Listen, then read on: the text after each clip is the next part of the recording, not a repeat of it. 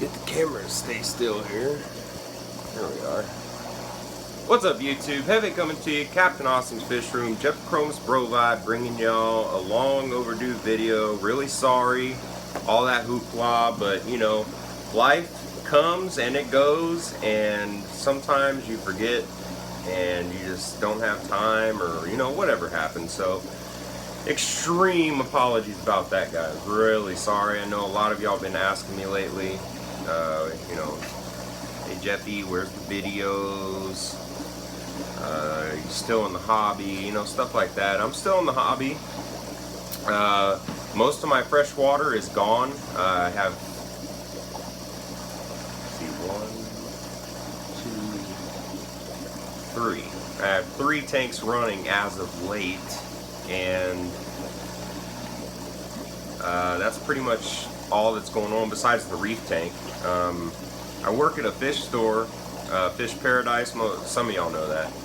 But I have a lot of fish up there that I can play with every day too, so the fish room kind of goes by the wayside. You know, I have my favorite fish that I absolutely have to keep, and Beani are one of them, and of course Big Rig that you see behind me.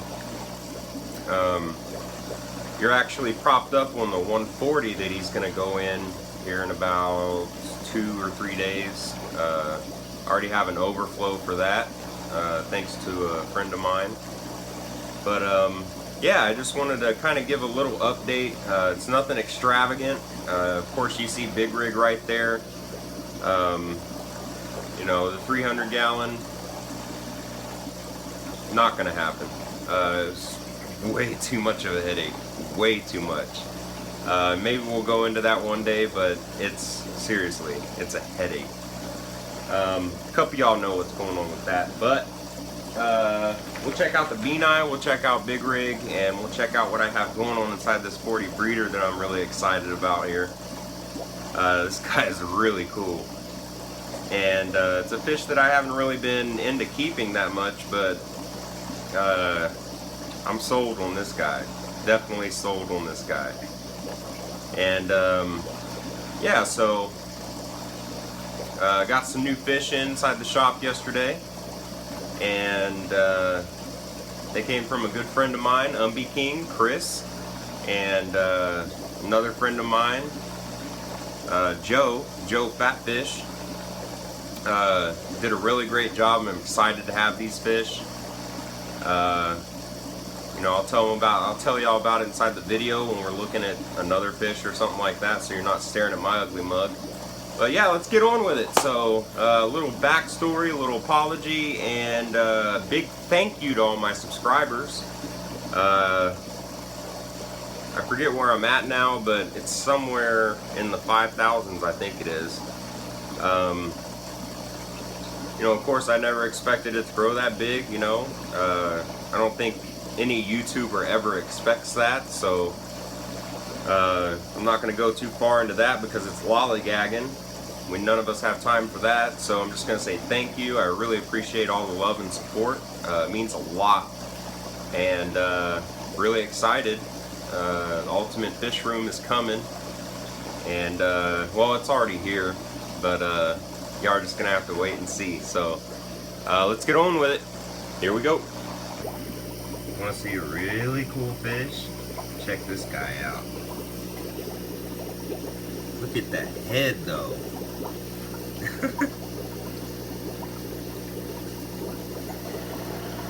Never really got into flower horns, but I had to get this guy. Had to. His attitude, all there. Colors are beautiful. And that head. Look at that head. Look at him. Little attitude problem. What's your problem, bro? What's your problem?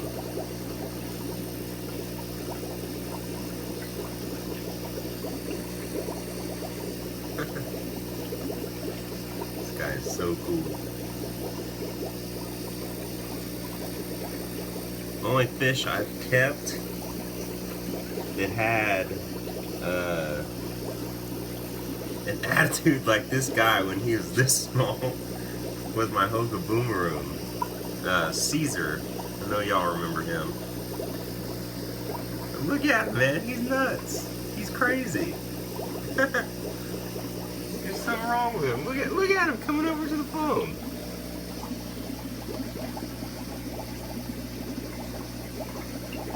Unstable.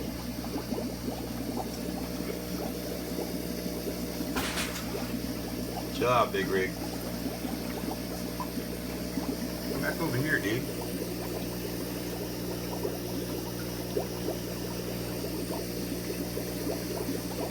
This fish is completely savage. Straight savage.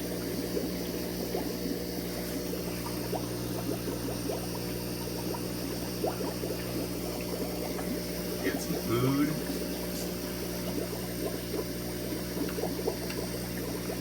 He's on a pellet diet. There you go, buddy. Take some of that in.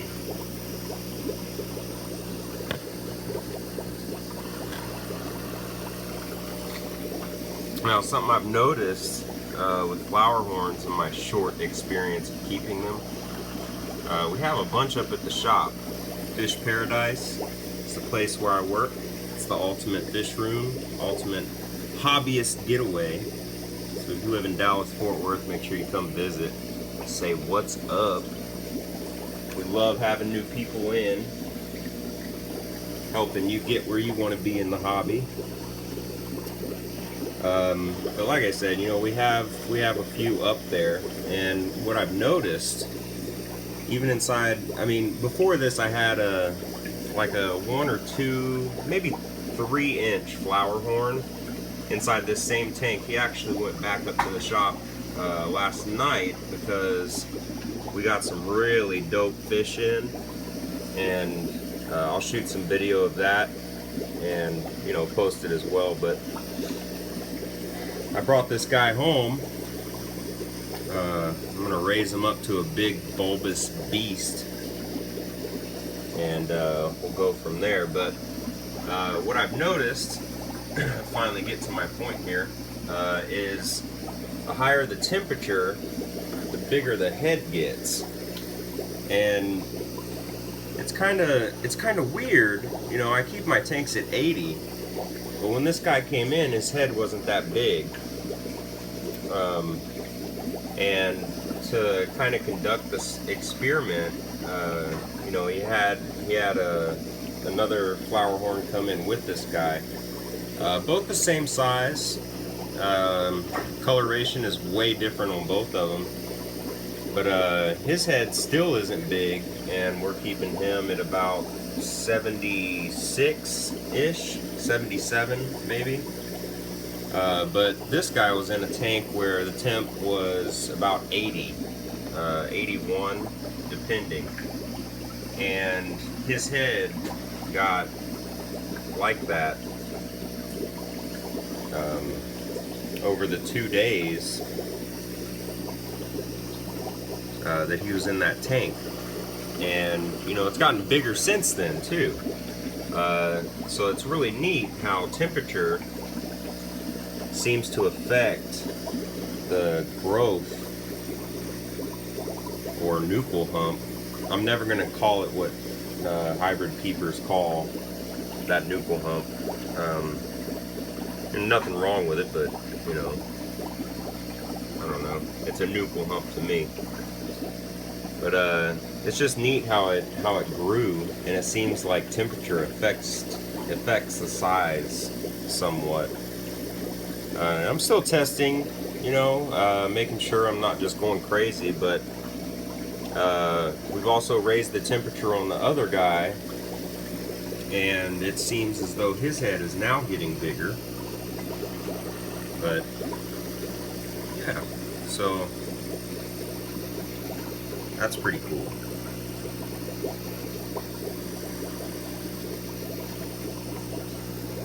Love this guy. I mean, he just has an attitude problem.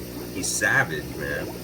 I know he's gonna bite me when I go in there to do a water change. I already feel it coming. We got him eating some more. This guy's a hog and a half. You can see one of my buddy's name on the tank there, Joe Fatfish. Haven't erased all that information since I had the F1 Beani in here, which are doing well. We have a pair now. We've sold the rest. And I'll show y'all the pair in just a second here. We'll take a look at the reef tank as well. One little update though, 300 gallon isn't going to happen. It's a headache. Maybe I'll tell y'all that story one day, but it's just a headache. But let's go check out the Beani and I'll tell y'all a little bit about the new fish we had come in last night. And we'll go from there. Alright, so here are my Beani, F1 Rio Blanco. And you know, like I told you when we were looking at the flower horn, I'm going to tell y'all a little bit about those fish we got in. Let's see, how many did we get? It's 40, 50, 60, 70, 80. We got a little over 80 fish last night. 3 species. One of which, big rig, chill out, dude. One of which is F1 Trimacs. He's going to get my phone soaking wet.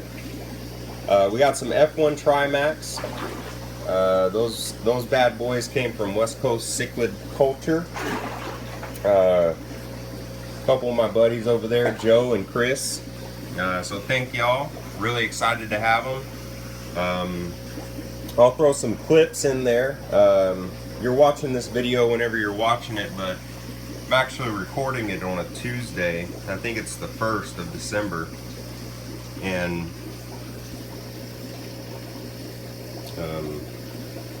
you know, so I'm gonna take some clips tomorrow, show y'all in the tank where all these fish are. We also got some Cubans, and if you've been over on Chris and Joe's site, WCCC, then you've seen the parents of these guys, the Trimacs, the Cubans, and the ones that I was really excited to get, which were the Haitiensis, Black Nasties or Odos. These guys have genetics that are phenomenal and beautiful, and all these fish do. We got 40 of the Odos, we got I think 20 of the Cubans, and we have 21 or 22 of the F1 Trimacs.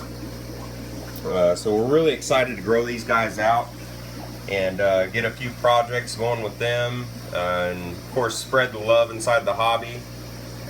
You know, really excited to have these fish. A lot of suppliers can't even get Black Nasties. We have 40 of the really beautiful ones. Really beautiful fish. I'm super stoked to have them. They're up inside the shop, growing out up there. And last night they already started eating as soon as we put them inside the tank. So healthy as an ox and gorgeous as a diamond. So really excited about those guys. And then we'll look at Big Rig. He's chilling out inside of his 115, telling me he wants his daily water change. His fish is too big for this tank. And that's the thing, guys. I know that, and you know, I have a tank for him. Just got to get it set up. But when you have fish that get this big, I mean, this guy is approaching somewhere in the neighborhood of 20-ish, 18, between 18 and 20 inches. That's the best measurement I can get on him right now, but between 18 and 20 inches. When you are preparing to keep a fish that gets this big, you have to be prepared to do the maintenance that comes with it, you know. You can't keep this big of a fish inside this small of a tank. And you know, this tank isn't small, you know, it's an average tank. It's 115 gallon, but it's too small for him, you know. You can't keep fish this big long term inside of a tank this small. So you know, you just have to recognize that and know that. And You know, be prepared to make the sacrifice that, you know, these fish deserve when you want to keep them. I have to do daily water changes on this guy, and yeah, it's tough work sometimes, but you know, you got to do what you got to do to keep your animals healthy, especially when you're the one that got them because you wanted to keep them. You know, they don't get to pick where they go. You know, people buy them sometimes and keep them in even smaller tanks than this. It's ridiculous, but what can you do? You know, I can only spread the message. I can't make anybody do anything. All I can do is lead by example. My network is my net worth, as a good friend of mine told me. Shout out to King, by the way, guys.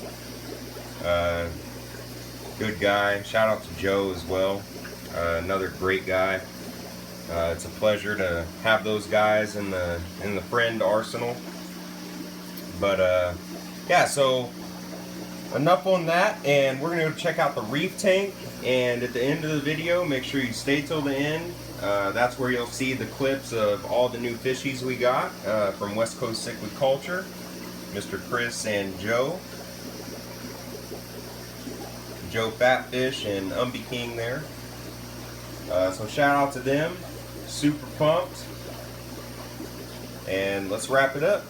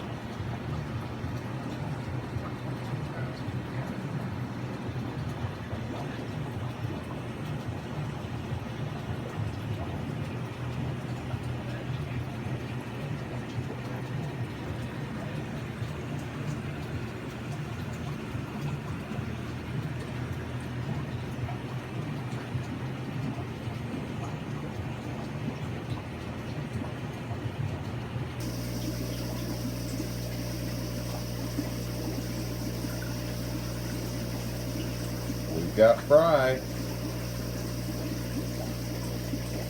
See a couple of them wiggling there.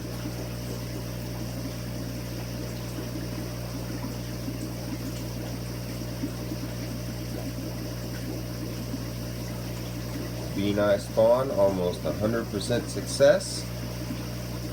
We'll have to see. Once they become free swimming, that's when I call it a success. You can see a few of them wiggling down there. They should all hatch today. Really exciting.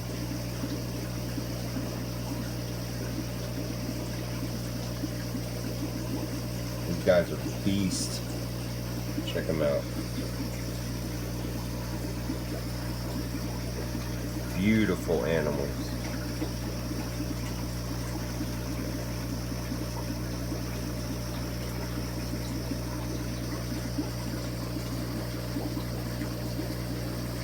This is their first attempt at spawning. Very first.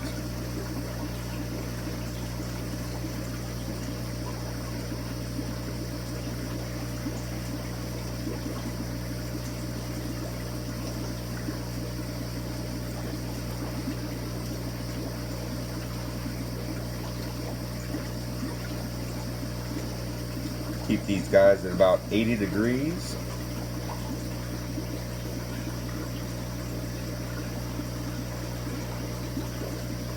Give them a couple large weekly water changes every week. Feed them twice a day.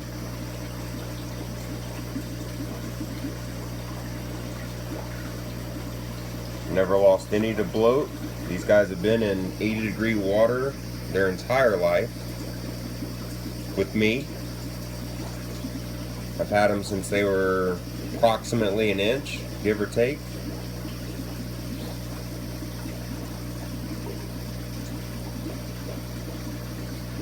When they were smaller, I fed them sometimes 3, 4, 5 times a day.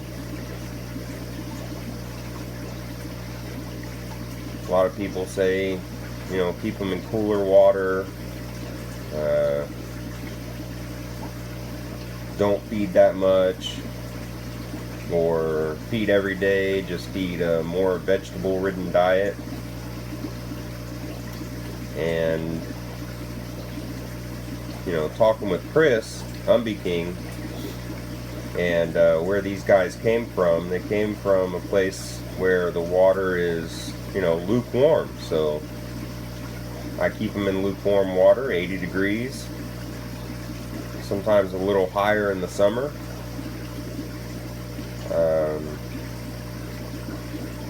I feed them a diet that's consistent with what they eat in, you know, nature, but in pellet form. Protein ranging from 40 to 44%. And I provide them clean water. They've grown faster than most Beani that I've saw.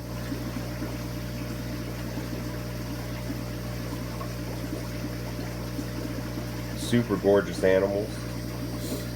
And looks like the first spawn may be a success. But like I said, I'm not going to call it a success until I have free swimmers. Looks like there'll be wrigglers today. There's a couple moving down there, which you can probably see. See a couple of them wiggling. So, we'll see. So far so good. That's the female down there. Almost completely black and white. There's Mr. Male right there. Beautiful animal. Can't get enough of them. And she's tending to her eggs really well.